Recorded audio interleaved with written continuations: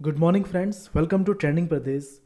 दोस्तों, हम लोग पहले झारखंड करंट अफेयर्स के लिए इम्पॉर्टेंट पॉइंट्स देखा करते थे, लेकिन अब इम्पॉर्टेंट पॉइंट्स के साथ साथ इम्पॉर्टेंट क्वेश्चंस भी देखते हैं।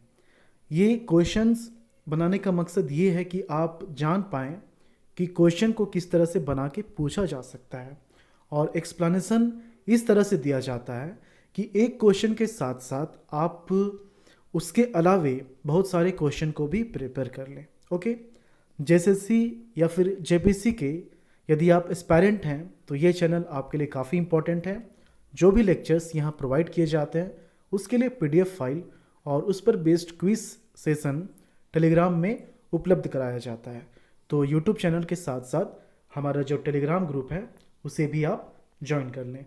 ओके, तो चलिए हम लोग 27 अगस्त के लिए झारखंड करंट अफेयर्स के इंपॉर्टेंट क्वेश्चंस देखते हैं। फर्स्ट क्वेश्चन है, झारखंड के कौन से जिले में राष्ट्रीय जांच agency national investigation agency NIA के विशेष कोर्ट का गठन किया जाएगा? जमशेदपुर, धनबाद, रांची या फिर बोकारो? तो इसका आंसर क्या हो जाएगा? रांची। चलिए डिटेल में इसके आंसर को हम लोग देखते हैं। झारखंड के रांची में राष्ट्रीय जांच agency national investigation agency NIA के विशेष कोर्ट का गठन किया जाएगा। राष्ट्रीय जांच एजेंसी के तहत आतंकवादी या वामपंथी उग्रवादी से संबंधित मामलों की सुनवाई के लिए रांची में एक विशेष न्यायालय का गठन किया जाएगा। झारखंड में साल 2016 के बाद से ही एनआईए ने माओवादियों और उग्रवादियों के जुड़े मामलों में जांच शुरू कर दी है। झारखंड में आतंकवाद से जुड़े कई मामलों जैसे कि यहाँ पर अलग अलग उग्रवादी, मुझे लगा अलगवादी लिखा हुआ है, उग्रवादी संगठनों के द्वारा टेरर फंडिंग पर वर्तमान में एनआईए जांच कर रही है। इसलिए इस विशेष कोर्ट की वर्तमान में बहुत ज़्यादा उपयोगिता है।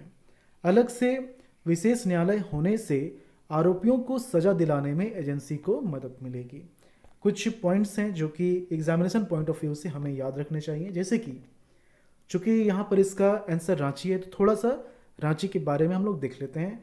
रांची की स्थापना 1899 में, साक्षरता दर 76.06%। ये जो है ये 2011 के सेंसस के अकॉर्डिंग है। ओके, 2021 में जो सेंसस होने वाला था तो उसके लिए जो सर्वे था वो 2020 में किया जाना था, लेकिन ये जो लॉकडाउन चल रहा है, कोरोना संक्रमण का जो सिलसिला चल पड़ा, उसके कारण से ये सर्वे रुक गया है। अनुमंडल यहाँ पर 2 हैं, रांची सदर और बंडू। प्रखंड 18 है। विधानसभा क्षेत्र 7 है, रांची, हटिया, कांके, मांडर, तमाड़, सिल्ली और खिजरी। तो यहाँ पर इस क्वेश्चन का आंसर क्या था, एक बार फिर से देख लीजिए। झारखंड के कौन से जिले में राष्ट्रीय जांच agency national investigation agency NIA के विशेष कोर्ट का गठन किया जाएगा? इसका आंसर क्या है? Option C, Ranchi.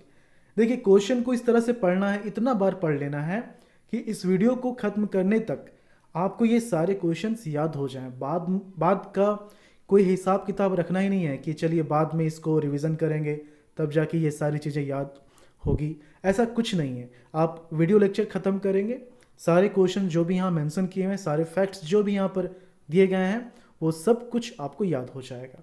बस आप साथ साथ चलें।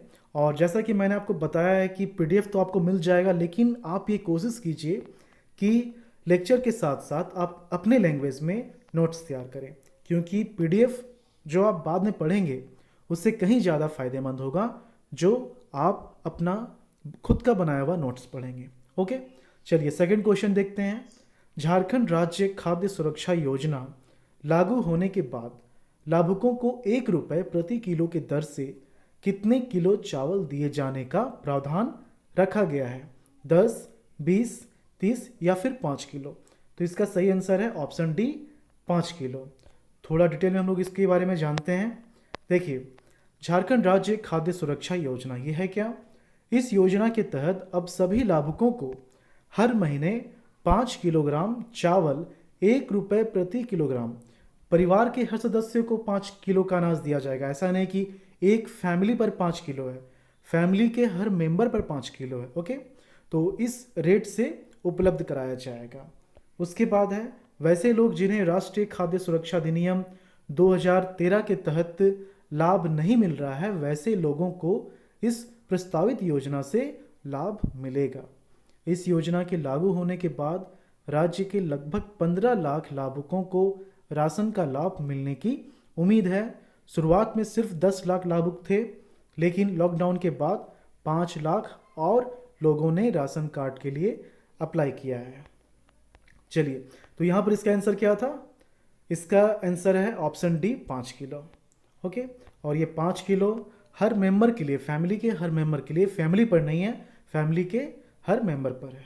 ओके, चलिए थर्ड क्वेश्चन है, प्रधानमंत्री मत्स्य संपदा योजना के तहत महिलाओं और पुरुषों को कुल खर्च पर कितने रुपए का अनुदान मिलेगा? 40% और 60%, या 60 और 40, या फिर 60 और 60, या फिर 40 एंड 40? देखिए, ये जो क्वेश्चन है काफ़ी कंफ्यूजिंग है। कंफ्यूजिंग इसलिए क्योंकि ऑप्शन इस तरह से बनाया हुआ है इसका, तो इस तरह से भी क्वेश्चन पूछा जा सकता है। यहाँ पर देखिए, जो पुरुष हैं, देखिए इतना आप मान के चलिए कि जो भी स्कीम्स होते हैं उन योजनाओं में क्या होता है कि महिलाओं को ज़्यादा फायदा मिलता है पुरुषों के रिस्पेक्ट में। तो ये 60-60 और 40-40 ये नहीं हो सकता है। Okay, 40 and 60, 60 and 40। तो अगर आप थोड़ा बहुत भी कोई भी योजनाओं के बारे में जानेंगे, पढ़ेंगे, तो आप ये देखेंगे कि हमेशा महिलाओं को ज़्यादा अनुदान मिलता है सरकार से पुरुषों के रिस्पेक्ट में। तो यदि आप इस योजना के बारे में नहीं भी जानते हैं तो भी आप इसका आंसर कर देंगे। यहाँ पर पुरुषों को 40 और महिलाओं को 60। तो पहले महिलाओं हैं, उसके बाद पुरुष हैं, मतलब कि 60 एंड 40 इसका सही आंसर हो जाएगा। ओके, चलिए डिटेल में इसके बारे में हम लोग पढ़ते हैं। इसका आंसर ऑप्शन बी हो जाएगा। डिटेल में देखते हैं। देखिए, प्रधानमंत्री मत्स्य संपदा योजना, इस योजना की शुरुआत अब झारखंड में भी हो चुका है। झारखंड के रांची स्थित मत्स्य कार्यालय में लाभुकों द्वारा आवेदन लिया जा रहा है। योजना के तहत लाभुकों को मछली पालन के लिए तालाब खोदने से लेकर विक्रय तक के लिए जरूरी संसाधन इकट्ठा करने के लिए वित्तीय सहायता के तौर पर अनुदान मिलेगा। इसमें सहकारी समिति के अलावा पुरुष को सरकार की ओर से कुल खर्च का 40%, देखिए पुरुष को सरकार की ओर से कुल खर्च का 40% और अनुसूचित जाति, जनजाति और महिलाओं को, इन तीनों कैटेगरी के लिए, शेड्यूल कास्ट, शेड्यूल ट्राइब और फीमेल महिलाओं के लिए 60% का अनुदान दिया जाएगा। ओके, इस योजना का उद्देश्य क्या है? नीली क्रांति को बढ़ावा देना, ब्लू रिवॉल्यूशन, और शिक्षित बेरोजगार समेत किसानों को आत्मनिर्भर बनाना है। आगे देखते हैं। इस योजना में जलीय खेती और उत्पाद से जुड़े कारोबार में जीरा, मछली चारा की इकाई की स्थापना, प्रोसेसिंग प्लांट, बर्फ की फैक्ट्री, हेचरी समेत मछली और इनसे जुड़े उत्पाद की बिक्री समेत विपणन के लिए वैन की उपलब्धता भी शामिल है। ओके, तो यहाँ पर इसका आंसर क्या हो जाएगा? पुरुषों के लिए 40 और महिलाओं के लिए 60। मतलब कि यहाँ पर पहले महिलाओं लिखा हुआ है, तो विथ रिस्पेक्ट रिस्पेक्टिवली यहाँ पर जवाब देना है, रिस्पेक्टिवली, विथ रिस्पेक्ट नहीं। तो ऑप्शन बी, महिलाओं के लिए 60 और पुरुषों के लिए 40, बी इसका सही आंसर है। ओके, चलिए आगे देखते हैं। फोर्थ क्वेश्चन है, झारखंड में कौन से जिले में झारखंड का पहला मछली ऑनलाइन बिक्री का सेंटर खोला गया है? रांची, सिमडेगा, लोहरदगा या फिर जमशेदपुर? तो रांची अनगढ़ा प्रखंड स्थित गेतलसूद डैम में झारखंड का पहला मछली ऑनलाइन बिक्री का सेंटर खोला गया है। मछलियों की ऑनलाइन जानकारी और बिक्री के लिए एक व्हाट्सएप नंबर भी जारी किया गया है। अब ग्राहकों को एक क्लिक में मछली, उसकी कीमत और वजन की जानकारी उपलब्ध करा दी जाएगी। ओके, तो यहाँ पर इसका आंसर क्या हो जाएगा? झारखंड के कौन से जिले में झारखंड का पहला मछली ऑनलाइन बिक्री सेंटर खोला गया है? Option A, Ranchi. ओके, चलिए नेक्स्ट क्वेश्चन देखते हैं। नेक्स्ट क्वेश्चन, इनमें से किन्हें मणिपुर का ICA इंडियन क्रिकेटर्स एसोसिएशन का प्रतिनिधि बनाया गया है? प्रदीप खन्ना, आदिल हुसैन, सौरभ तिवारी या फिर प्रदीप खन्ना और आदिल हुसैन दोनों? क्वेश्चन को ध्यान से पढ़िए। कौन इनमें से किन्हें मणिपुर का आईसीए इंडियन क्रिकेटर्स एसोसिएशन का प्रतिनिधि बनाया गया है? अब चलिए इसका एक्सप्लेनेशन हम लोग देखते हैं। रांची के प्रदीप खन्ना को मणिपुर का, ओके, और आदिल हुसैन को सिक्किम का। तो प्रदीप खन्ना को मणिपुर और आदिल हुसैन को सिक्किम। तो बहुत लोगों ने यहाँ पर सोचा होगा कि इसका आंसर ऑप्शन डी है, प्रदीप खन्ना और आदिल हुसैन, जबकि मणिपुर के लिए रांची के प्रदीप खन्ना को और जो आदिल हुसैन है इन्हें सिक्किम के लिए आईसीए का प्रतिनिधि बनाया गया है। तो इस क्वेश्चन के लिए इसका सही आंसर क्या हो जाएगा? Option A, Pradeep Khanna. थोड़ा और हम लोग जानकारी लेते हैं। देखिए, इंडियन क्रिकेटर्स एसोसिएशन की शुरुआत 2019 से की गई थी। इस एसोसिएशन का उद्देश्य खिलाड़ियों की बात बीसीसीआई के बीच रखना है। प्रदीप खन्ना फिलहाल मैकॉन में कार्यरत हैं, वहीं आदिल हुसैन सीसीएल में कार्यरत हैं।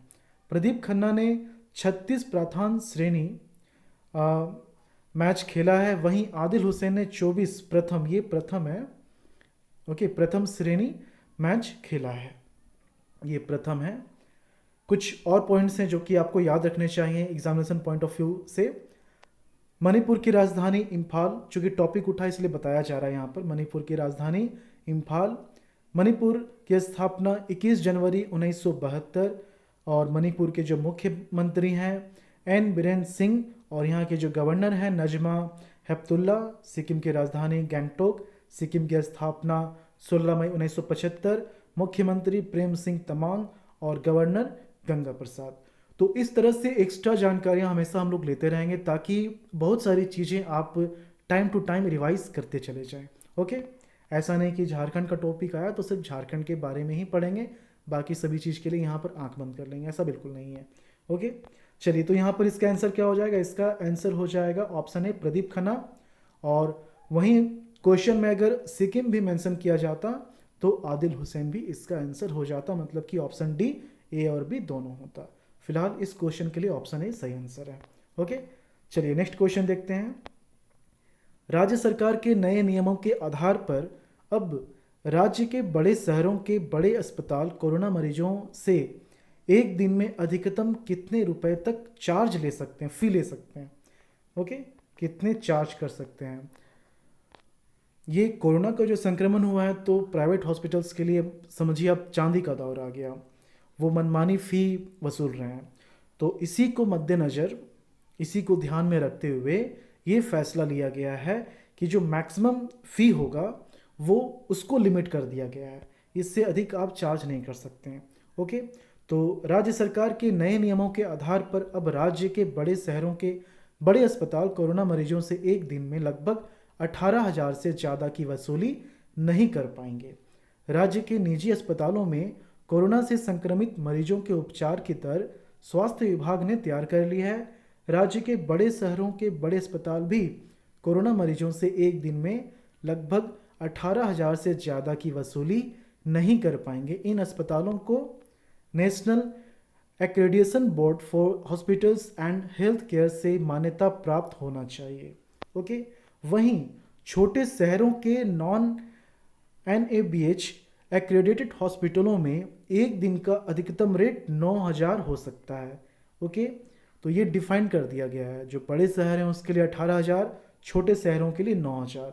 3 श्रेणियों में शहर को बांटने का प्रस्ताव रखा गया है।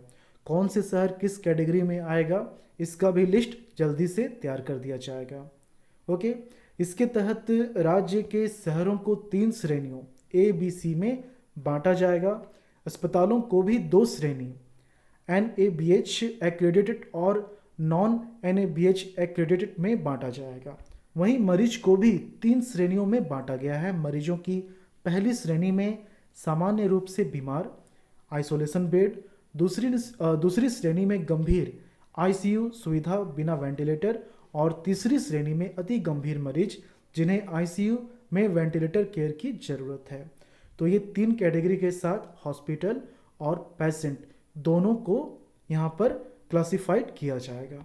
ओके, तो यहाँ पर इसका आंसर क्या हो जाएगा? इस क्वेश्चन के लिए इसका सही आंसर है ऑप्शन ए 18,000। वहीं अगर छोटे शहर की बात की जाए तो ऑप्शन बी 9,000। इस क्वेश्चन के लिए ऑप्शन ए 18,000 सही जवाब है। ओके, आपको पता है कि हर वीडियो लेक्चर में, झारखंड करंट अफेयर के हर वीडियो लेक्चर में एक क्वेश्चन पूछा जाता है।